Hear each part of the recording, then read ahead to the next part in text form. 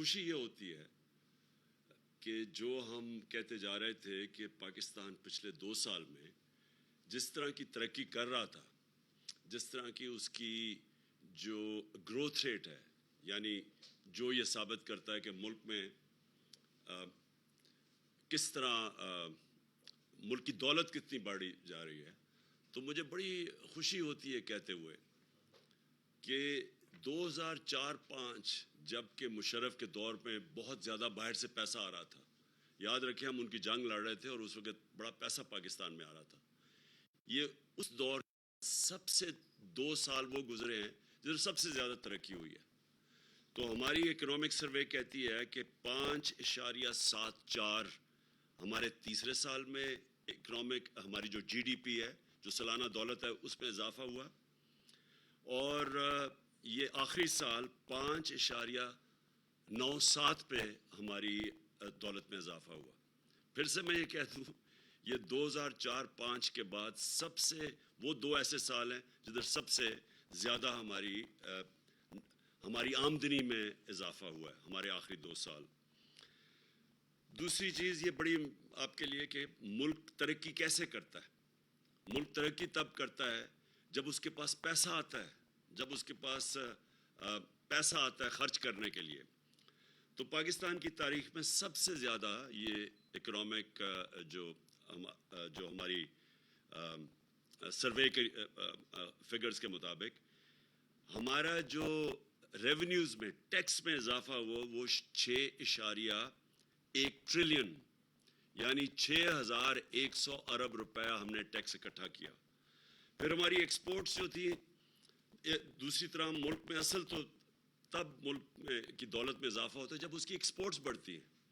تو یہ پاکستان کی تاریخ میں سب سے زیادہ ایکسپورٹس میں ہماری بڑھی ہیں 32 ارب ڈالر۔ اور یہ یاد رکھیں کہ پچھلے جو ہمارے آنے سے پہلے پچھلے 5 سال تقریباً وہیں کی وہیں رکی ہوئی تھی، تو ہمارے دور میں 32 ارب ڈالر کی ایکسپورٹس بڑھی۔ پھر ریمیٹنسز جو اوورسیز پاکستانی پیسہ بھیجتے ہیں، وہ پاکستان کی تاریخ میں سب سے زیادہ اضافہ ہوا، اور جو ریکارڈ ہوئی وہ تھی 31 ارب ڈالر۔ اس کا مطلب جو بیرون ملک پاکستانی تھے انہوں نے ہمارے اندر ان کو اعتماد تھا، وہ یہ دیکھ رہے تھے کہ یہاں عمران خان یہاں سے پیسہ باہر نہیں بھیج رہا، بڑے بڑے وہاں فلیٹس اور وہاں باہر کے ملکوں میں نہیں پیسہ انویسٹ کر رہا، لنڈن میں بڑے گھر نہیں دے رہا۔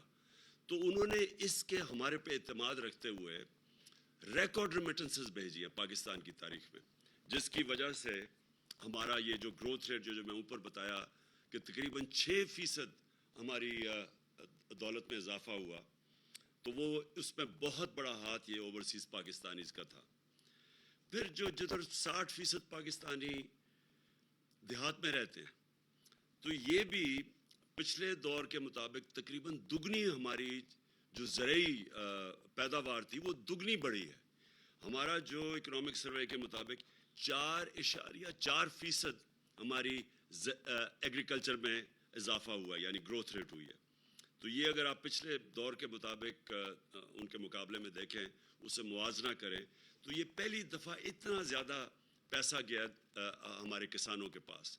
کبھی پچھلے 10-15 سال میں کسانوں کے پاس اتنا پیسہ نہیں آیا، اور اس کی بہت بڑی وجہ کہ ہم نے جو انسینٹیوز دیے، ہم نے جو یہ جو شوگر مافیا تھا یہ پیسے نہیں دیتا تھا کسانوں کو، وقت پہ پیسہ دلوایا اور پوری قیمت دلوائی۔ پہلے کٹوتی ہوتی تھی، پورا پیسہ نہیں پہنچتا تھا، قانون بنائے، ان کو ٹائم پہ پیسہ دلوایا۔ جب کسان کے پاس پیسہ آیا اس نے اپنے زمینوں پہ لگایا، اس کی وجہ سے ریکارڈ 2 سال ریکارڈ ہماری فصلوں میں بمپر کراپس ہوئی، پیداوار بڑی، ریکارڈ پیداوار ہوئی۔ پھر انڈسٹری، یہ جو گروتھ ریٹ بڑھی ہے اس میں بہت بڑا ہاتھ انڈسٹری کا ہے۔ انڈسٹری ہماری بڑی 7.2% پہ، اور جو لارج سکیل مینوفیکچرنگ ہے جس میں دولت میں بھی زیادہ اضافہ ملک میں ہوتا ہے اور جو روزگار بھی دیتا ہے، وہ لارج سکیل مینوفیکچر 10.4% اس پہ گروتھ ریٹ ہوئی۔ اور یہ بڑی دیر کے بعد انڈسٹری ہماری ریوائیو ہوئی۔ آپ کو پتہ ہونا چاہیے کہ جب ہم آئے تھے تو فیصل آباد میں ٹیکسٹائل انڈسٹری بند ہو رہی تھی، اپنی فیکٹریوں کو وہ ریل اسٹیٹ ہاؤسنگ پروجیکٹس بنا رہے تھے جب ہم آئے تھے, اور ٹیکسٹائل کی ریکارڈ ایکسپورٹس ہوئی. پھر جو سروسز سیکٹر ہے اس میں 6.2% پہ اضافہ ہوا. اور جب کہتے ہیں کہ جنہوں نے بہت بڑے قرضے لے لیے, ملک کو قرضوں میں ڈبو دیا, یہ میں آپ کو اب فگرز بتاتا ہوں کہ ہمارا جو debt G D P ratio ہے, جو نون لیگ چھوڑ کے گئی تھی 64% پہ, 64% پہ, وہی ہم نے مینٹین کیا. اور یہ یاد رکھیں کہ ہمیں جب ہماری انہوں نے جو قرضے لیے ہوئے تھے اس بیرونی قرضوں کے اوپر سود دینا پڑتا تھا. ان کے زمانے میں آدھا یہ سال کا ڈالرز ان کا سود پہ واپس جاتا تھا ڈیٹ ریپیمنٹ پہ, ہمارا دگنا تھا.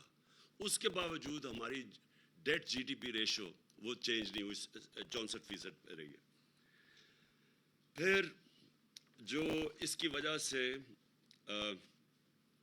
جو روزگار ہے, ورلڈ بینک کی سروے ہے کہ سارے بر صغیر میں جس میں سب سے زیادہ روزگار پیدا ہوا اور پچھلی گورنمنٹ سے زیادہ, وہ ہمارے دور میں تھا.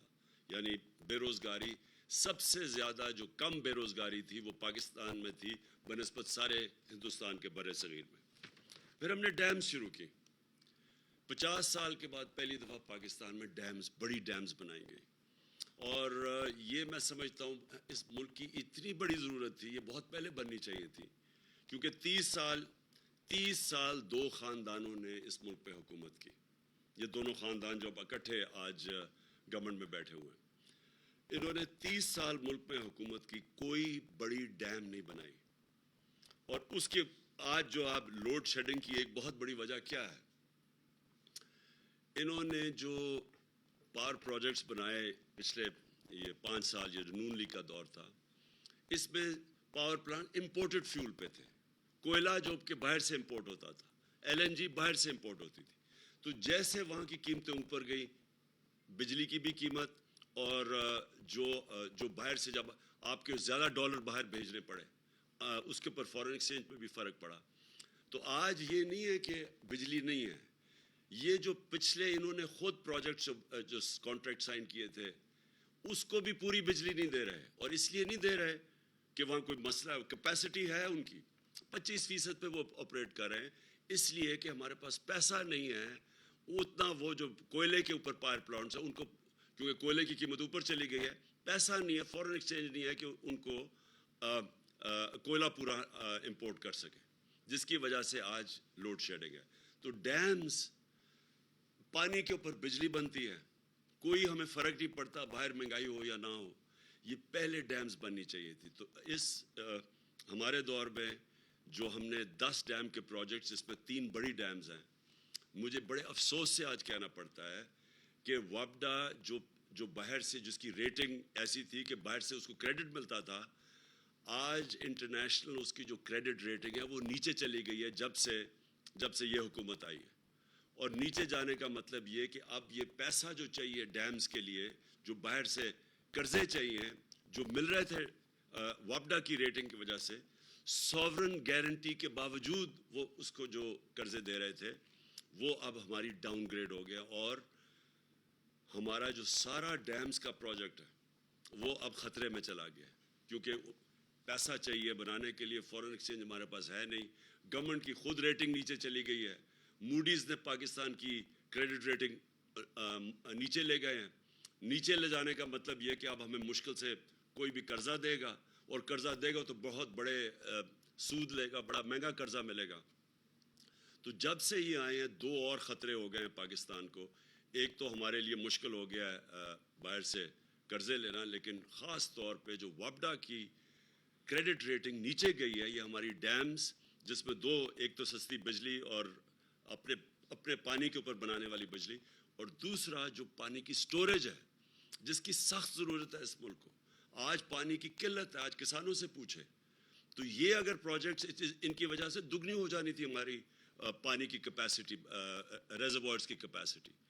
اور اب یہ ایک پروجیکٹ ہے جو جب سے ہی آئے خطرے پہ چلا گیا.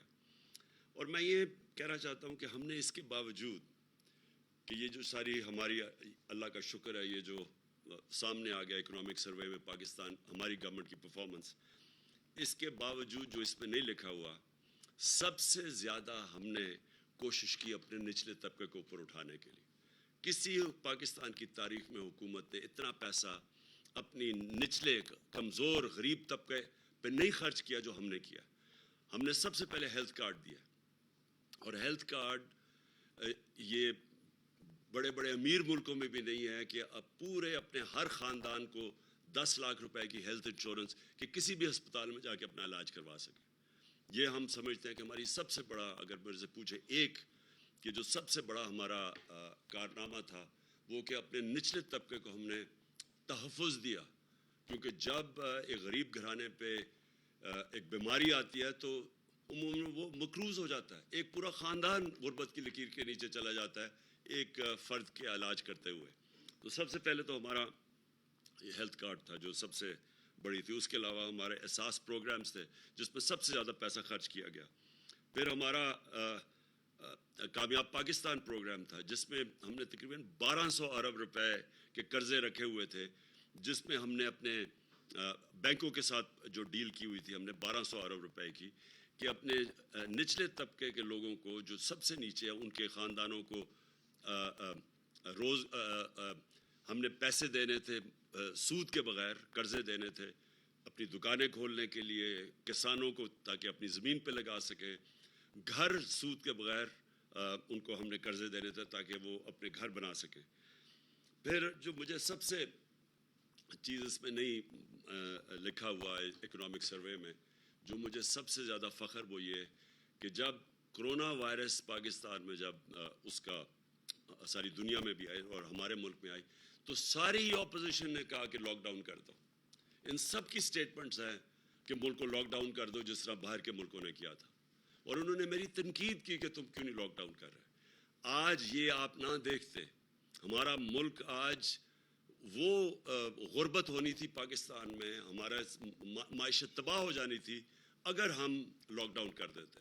اور وہ ہم نے جو فیصلہ کیا صرف اس لیے کہ مجھے پتا تھا کہ جس وقت ہم نے لاک ڈاؤن کرنا تھا، ملک بند کرنا تھا، ہمارے غریب لوگوں نے پس جانا تھا، ہماری عام آدمی نے، دہاڑی دار جو چھابڑی والا جو بیچارے دن کی کمائی کر کے بچوں کا پیٹ پالتے تھے، ان کا کیا بننا تھا۔ تو ہم نے فیصلہ کیا کہ ہم نے پورا لاک ڈاؤن نہیں کرنا، اور وہ فیصلہ آج اس اکنامک سروے میں آپ کے سامنے آ رہا ہے کہ ہم نے اپنے ملک کو بھی بچا لیا، اپنی اکانومی بچائی، اپنے غریب لوگوں کو بچایا، اور پھر اپنے لوگوں کو کرونا سے بھی بچا لیا۔ مقابلہ کریں ہندوستان میں، جدھر اب لیٹسٹ جو BBC کی میں رپورٹ پڑھ رہا تھا کہ 50 لاکھ لوگوں کی جانیں گئی ہیں کرونا سے، اس کا مقابلہ کریں پاکستان سے، اللہ کا کرم ہے ہمارا 31,000 ٹوٹل ہمارے جو اموات ہوئی تھی۔ تو وہ ایک وہ بہت بڑی کامیابی تھی، اور جو میں اس میں اکنامک سروے میں نہیں آئی۔ اب جب سے یہ حکومت آئی ہے، یہ ذرا 2 مہینے ہوئے ہیں اب، تو 2 مہینے میں ہوا کیا ہے؟ سب سے پہلے تو ساری تنقید ہمارے اوپر ہوئی 3.5 سال میں کہ جی انہوں نے مہنگائی کر دی، لوگوں کا معاشی قتل کر دیا مہنگائی کر کے، مہنگائی مارچ بھی کر دی کہ جی مہنگائی مارچ کر کے گورنمنٹ گراؤ، لوگوں کا بہت برا حال ہے۔ جو ٹی وی دیکھو، اور جو ان کے خاص ان کے صحافی تھے، اور میں دیکھ رہا ہوں کہ آج بڑی خاموشیاں ان کے اندر، جو ان کے پیٹ صحافی تھے، وہ جا کے پبلک میں لے کے جا رہے ہیں مائک، جی بتائیں آپ کا کیا حال ہے، اور وہ کہیں جی بڑا مہنگائی ہے، کدھر رہنے آپ پاکستان، اور ہمیں بڑا برا بھلا کہا گیا۔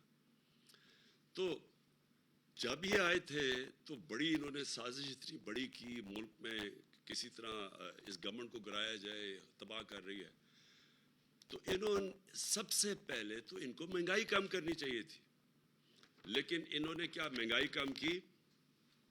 ہمارے 3.5 سال میں جو پٹرول کی قیمت بڑھی 3.5 سال میں، وہ 55 روپے لیٹر تھا، اور ڈیزل کی قیمت جو بڑھی وہ تقریباً 50 یا 51 روپے لیٹر تھا۔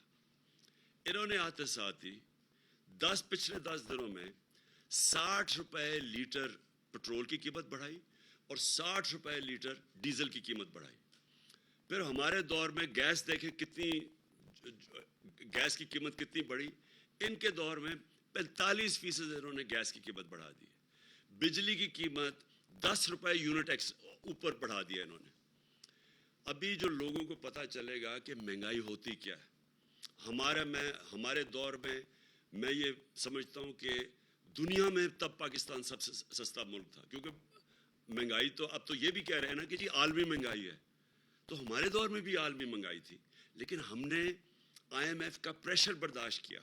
जब उन्होंने हमें कहा कि पेट्रोल और डीजल की कीमत बढ़ाओ, तो हमने वो बजाय बढ़ाने के ₹10 कम कर दी। हमने बिजली की कीमत ₹4 यूनिट कम कर दी। कैसे की? हमने और जगह से पैसे निकाले, हमने अपनी इकोनॉमी को रीएडजस्ट किया।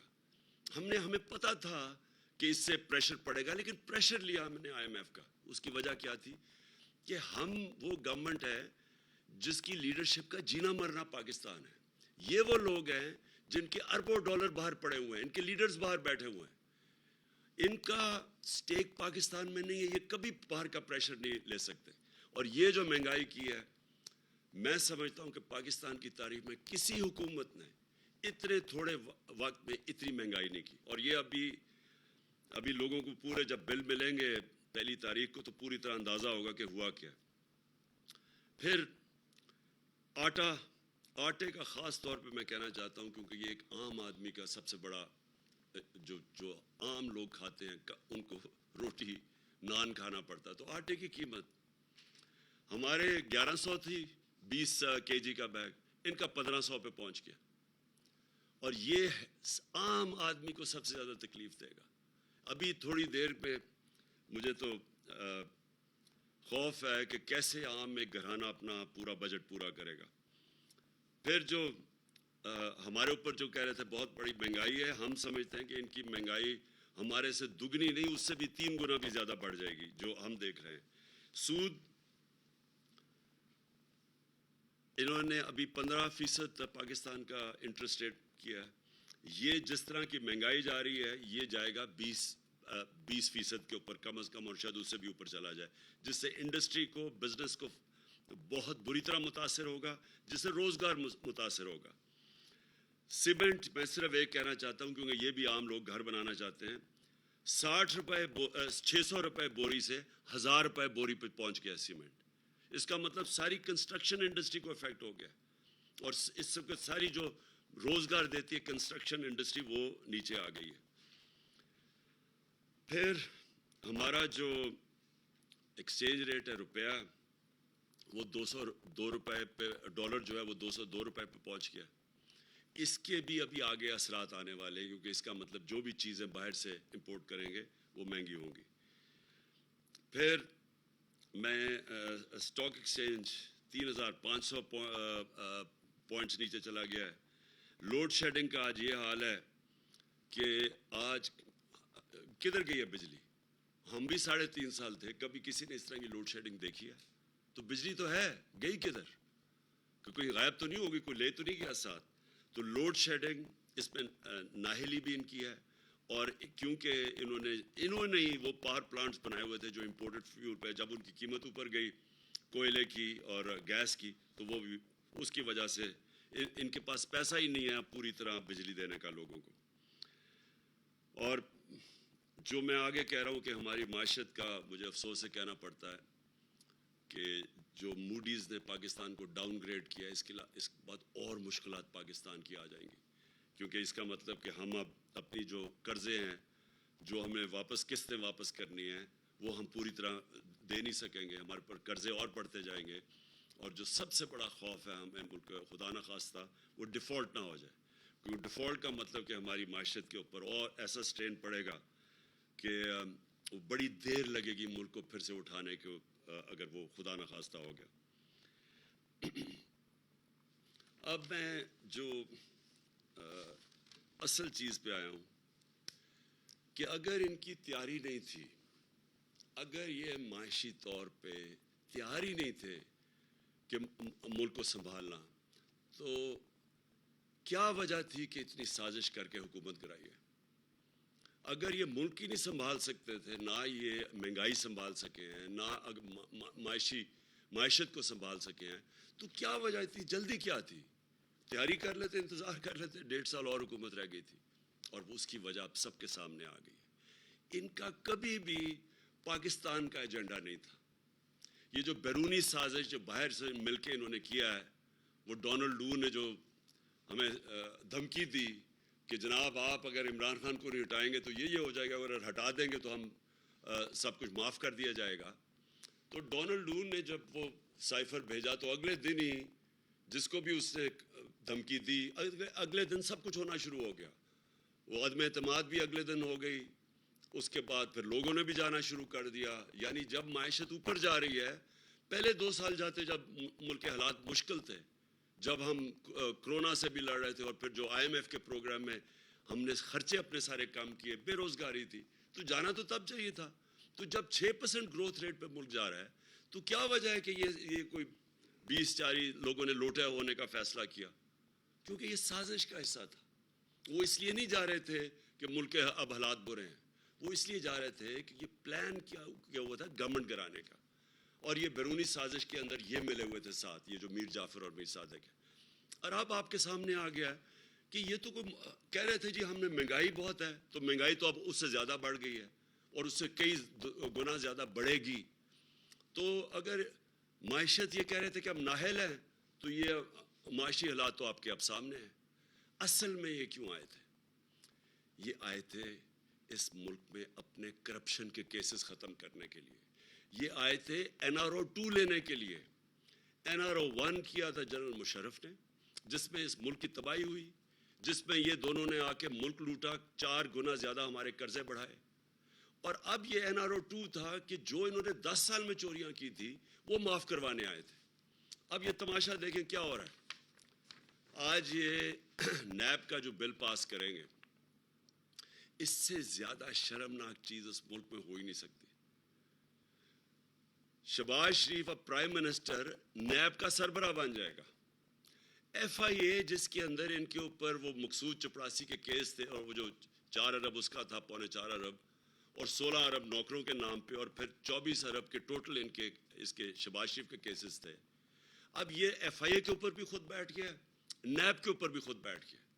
اب ان کا مقصد کیا ہوگا کہ جو انہوں نے چوریاں کی تھی، پہلی چوریاں معاف ہو گئی تھی. انہوں نے جو 11 سال 90 کی دہائی میں چوریاں کی تھی، وہ جنرل مشرف نے ان کو NRO دے دیا تھا، وہ معاف ہو گئی تھی. وہ اربوں روپیہ ہضم کر بیٹھے تھے. اب جو پچھلے 10 سال کی چوریاں تھی، 8 سے لے کے 18 تک، اب اس کے لیے ان کو NRO چاہیے تھا، جس کی وجہ سے یہ ساری سازش انہوں نے کی تھی. اب یہ جب نیب کے اوپر شہباز شریف بیٹھ جائے گا اور FIA کے اوپر بھی وہ بیٹھ جائے گا، جس میں اربوں روپے کے، ان کے 45 ارب روپے کے کیسز ہیں شریف خاندان کے، تو کبھی کسی دنیا کے قانون کے اندر کبھی ملزم بھی قاضی بنا ہے؟ کبھی یہ ہو سکتا ہے کہ میرے کیسز ہیں اور میں ہی اوپر فیصلہ کروں؟ اور یہ سب سے زیادہ آج پاکستان کی عدلیہ کا ٹرائل ہے. یہ سمجھ جائیں کہ ساری قوم اب دیکھ رہی ہے یہ مذاق، کہ اگر پارلیمنٹ یہ پاس بھی کر دے تو کیا یہ پاکستان کی کانسٹیٹیوشن کی سپرٹ کے ساتھ جاتا ہے؟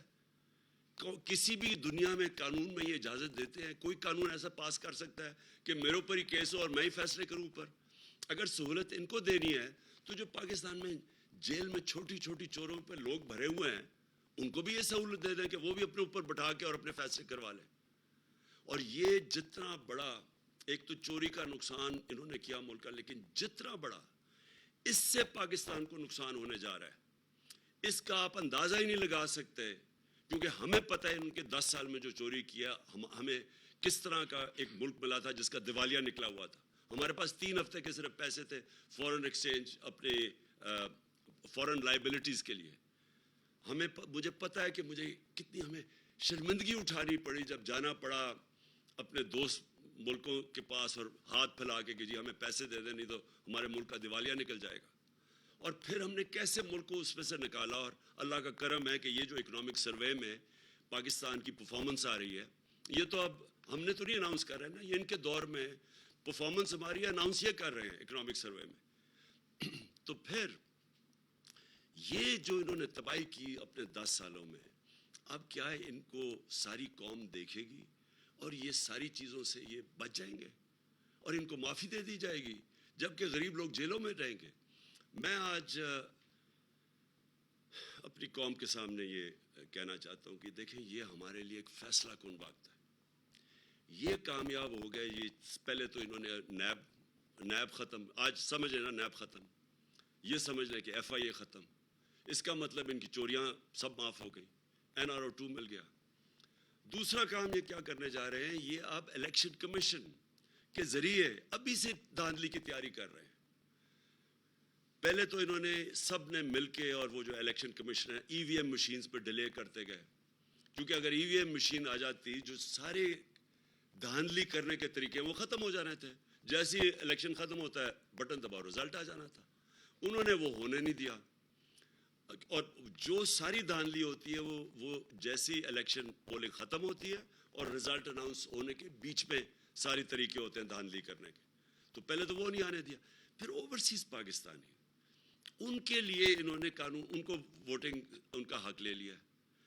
پہلی چیز کہ وہ لوگ جو سب سے بڑا اثاثہ ہے اس ملک کا, بیرون ملک پاکستانی, جو یہاں ابھی آپ کو میں نے بتایا 31 ارب ڈالر جنہوں نے بھیجا اس ملک کو.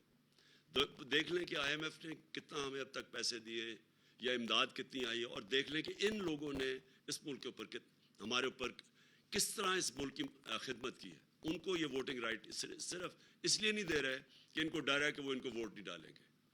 تو اور دھاندلی کی تیاری ہو رہی ہے, وہ ہم پوری حلقہ بندیوں کے اندر ہمیں نظر آ رہی ہیں چیزیں. ہم پورا بھی اس پہ بھی عدالت میں جائیں گے کہ کس طرح انہوں نے لوگوں کی ووٹ ادھر ادھر کی ہے, کس طرح انہوں نے مینیج کیا, اور ابھی سے تیاری کر رہے ہیں دھاندلی کی. کیونکہ یہ کبھی بھی دھاندلی کے بغیر یہ جیت نہیں سکتے, کیونکہ ان کے پبلک کے اندر تو نکل نہیں سکتا یہ. اب جس طرح انہوں نے سازش کر کے اور اب جو لوگوں کی کمر توڑی ہے مہنگائی کے ذریعے, تو اس لیے اب یہ کریں گے کیا, انہوں نے سب سے پہلے اپنے کیسز ختم, اس کے بعد الیکشن کو کیسے انہوں نے دھاندلی کے ذریعے جیتنا ہے, اور تیسری چیز انہوں نے کیسے خوف پھیلانا ہے لوگوں کے. جس طرح انہوں نے ایک پرامن احتجاج کے اوپر جو ظلم کیا ہے پاکستان کی تاریخ میں, شاید کسی مارشل لاء میں ایسا ہوا ہو. کسی جمہوریت کے اندر میں نے اس طرح کا پولیس کو ظلم نہیں کرتے دیکھا جو انہوں نے کیا ہمارے لوگوں کے اوپر. اور مجھے افسوس سے کہنا پڑتا ہے کہ اس کے اوپر جو ہم رسپانس ایکسپیکٹ کر رہے تھے اپنے انصاف کے نظام سے, وہ ابھی تک ہمیں نہیں ملا. صرف تفتیش کر لیں کہ کس طرح انہوں نے عورتیں بچوں کے اوپر جو ظلم کیا ہے پولیس نے, اور یہ پلان کر کے کیا. جس طرح ماڈل ٹاؤن میں انہوں نے خوف پھیلانے کے لیے جو قتل کیے تھے لوگ, اور بچ گئے ابھی تک, کہ دن دہاڑے انہوں نے لوگوں کو 14 یا لوگوں کو قتل کیا اور 60 لوگوں کو گولیاں ماری, ٹی وی کے اوپر مار رہے تھے. اسی طرح یہ خوف پھیلانے کے لیے انہوں نے کیا. اور یہ جو ایف آئی آر میرے اوپر, ہمارے اوپر, سب کے اوپر ایف آئی آرز کاٹ دیے. یہ کبھی بھی نہیں ہوا کہ بلاسفمی کی ایف آئی آر حکومت کاٹے کسی کے خلاف. یہ پاکستان کی تاریخ میں نہیں ہوا. وہ ہمارے اوپر انہوں نے ایف آئی آرز کاٹی ہوئی ہیں, ہمارے لوگوں کے اوپر سب پہ ایف آئی آر کاٹی ہوئی. تو یہ وہ خوف پھیلا کے کہ کسی طرح لوگ ڈر جائیں ان سے, اور یہ کسی طرح ڈرا کے لوگوں کو یہ اپنے کیسز ختم کروا کے الیکشن کمیشن کو ساتھ ملا کے یہ پھر سے جیت جائے. تو میں آج یہ اپنی ساری قوم کے سامنے رکھنا چاہتا ہوں کہ یہ ہمارے لیے ایک فیصلہ کن وقت ہے. ہمارے سامنے ایف آئی اے کو جو انہوں نے کیا ہے, میں وہ ایف آئی اے کے جو ڈاکٹر رضوان جو ان کے کیس کی تفتیش کر رہے تھے, ہارٹ اٹیک سے وہ مر گئے, کوئی ان کی ہسٹری نہیں تھی ہارٹ ڈیزیز کی. پھر ایک اصغر تھے, وہ بھی تفتیش کر رہے تھے ایف آئی اے کے ان کے کیسز کے اوپر, اس کو ہارٹ اٹیک ہو گیا. اب آج ہم سنتے ہیں کہ مقصود چپڑاسی, جس کے اکاؤنٹ میں انہوں نے 4.25 ارب روپیہ 375 کروڑ روپیہ اس کے اکاؤنٹ میں ڈالا تھا, اور اس کو باہر بھگایا ہوا تھا دبئی, آج پتہ چلا وہ دبئی میں ہارٹ اٹیک سے مر گیا. میں یہ سمجھتا ہوں کہ ان سب کے اوپر تفتیش ہونی چاہیے. یہ ہو ہی نہیں سکتا کہ ان کے جب بھی کوئی کیسز ہوں, یا وہ ایل ڈی اے میں آگ لگ جاتی ہے ان کے ریکارڈز کے اندر. ہمارے دور میں کیوں نہیں کسی آگ لگی, کئی ریکارڈز جلے ہیں, ان کی کتنی دفعہ ریکارڈز جلے ہیں. یہ پورا مافیا اسٹائل ان کا آپریشن ہے. خوف پھیلاتے ہیں, لوگوں کو ڈراتے ہیں, پھر خریدتے ہیں, یا خریدتے ہیں یا ڈراتے ہیں. اس کے اوپر پوری تفتیش ہونی چاہیے کہ یہ مقصود چپڑاسی بھی ہارٹ اٹیک سے گیا, اور یہ دو بھی. اور پھر ایک ایف آئی اے کے نیب کے نیب کی آج میں صبح اخبار میں پڑھ رہا ہوں کہ نیب کے جو تفتیش کر رہا ہے ایک آفیسر جو تفتیش کر رہا ہے پنڈی میں آصف زرداری کے کیسز، اس کو اس کے گھر پہ چھاپا پڑا ہے، اس کا دروازہ توڑ کے اندر لوگ گھسے ہیں اور وہ کوئی چیزیں ڈھونڈ رہے تھے، اور وہ آج خبر آئی ہے. تو جب آفیسرز ہی نہیں، کون ان کے خلاف بولے گا؟ اب جب یہ اوپر بیٹھ گئے ہیں تو ان کو تو سارا ایک مافیا کنٹرول ہو گیا. تو میں آج آخر میں یہ بات کرنا چاہتا ہوں کہ، اور یہ میری آخری بات ہے آپ سب سے، کہ دیکھیں ہمارے پاس اب دو راستے ہیں. ہم چپ کر کے یہ سہ جائیں تو یہ ملک جس طرف جا رہا ہے اور جدھر یہ لے کے جا رہا ہے اس کا کوئی مستقبل نہیں ہے. معیشت کا آپ نے دیکھ لیا، مہنگائی آپ نے دیکھ لی. اب یہ جو کنٹرول کریں گے سارے ادارے، ان ساروں کو ختم کریں گے. اور یہ جتنے بھی پاکستان کے ادارے ہیں آہستہ آہستہ، کیونکہ انہوں نے اپنے آپ کو اوپر رکھنا ہے قانون سے، کیونکہ یہاں قانون کی بالادستی نہیں ہوگی، یہاں ان ڈاکوؤں کی کنٹرول ہوگا. انہوں نے اوپر بیٹھ کے ساری پاکستان کے ادارے تباہ کر رہے ہیں. ہمارے دور میں میں ذرا سوال پوچھتا ہوں کہ بتائیں کسی کے اوپر جھوٹا کیس کیا؟ کتنی ایف آئی آرز کسی کے اوپر کٹوائی؟ انہوں نے 3 دفعہ لانگ مارچز کی، کبھی کسی کے اوپر کوئی ایک فائر کیا ٹیئر گیس کا، کبھی ہم نے ان کو تنگ کیا، روڈ بلاکس کیے، کنٹینر لگائے. کتنی دفعہ ہم نے کیا؟ میں نے کبھی عدالتوں کے اندر کبھی انٹرفیئر کیا؟ کبھی ہم نے نیب کے اندر کوئی انٹرفیئر کیا؟ کبھی ایف آئی اے سے کوئی جھوٹے کیسز بنائے؟ ہم سب کے اوپر کیسز بن رہے ہیں، ساروں کو ڈرایا دھمکایا جا رہا ہے. کبھی ہم نے، اور الیکشن کمیشن کبھی ہوا ہی نہیں ہے کہ سٹنگ گورنمنٹ کے خلاف سارے الیکشن کمیشن کے فیصلے آ رہے ہیں. یہ کبھی ایسے نہیں ہوا، کیونکہ ہم نے اداروں کو بجائے کنٹرول کرنے کے ان کو چلنے دیا، بلکہ مضبوط کرنے کی کوشش کی. آج یہ سارے ادارے تباہ کریں گے. یہ جدھر آپ اب جو آگے جو نظام ہے، مجھے خوف ہے کہ یہ اب عدلیہ کے اوپر جائیں گے. ہمیشہ ان کی آپ ماضی دیکھ لیں، سپریم کورٹ کے اوپر ڈنڈوں سے حملہ کیا. بریف کیس گئے، جو جسٹس سجاد علی شاہ کہتے ہیں کہ اپنی کتاب میں کہ کوئٹہ بینچ کو پیسے چلائے گئے. تو یہ انہوں نے سارے ادارے کنٹرول کرنے کی کوشش کر رہی ہیں، کیونکہ یہ ملک کی بہتری کے لیے نہیں آئے، یہ ایک مافیا کنٹرول ہے. لہٰذا اس کے خلاف انشاءاللہ ہم سپریم کورٹ سے کلیریفیکیشن لے رہے ہیں. اپنی جو ہمارا اگلے لائے عمل ہے لانگ مارچ کا، جیسے مجھے ملے گا میں اعلان کروں گا انشاءاللہ ایک ایسا احتجاج جو ہمارے شہری نکلیں گے اور کم از کم اپنی آواز بلند کریں گے. یہ جو یہاں اس ملک میں ہم سب کے سامنے یہ ظلم ہو رہا ہے. پاکستان پائندہ باد.